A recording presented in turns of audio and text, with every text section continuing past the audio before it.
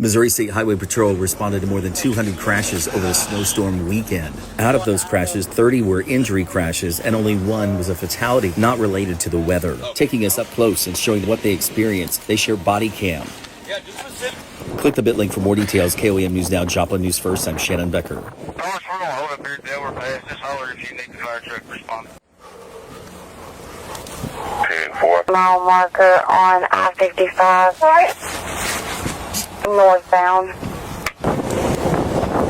We're going to have to move. Or this guy. This guy.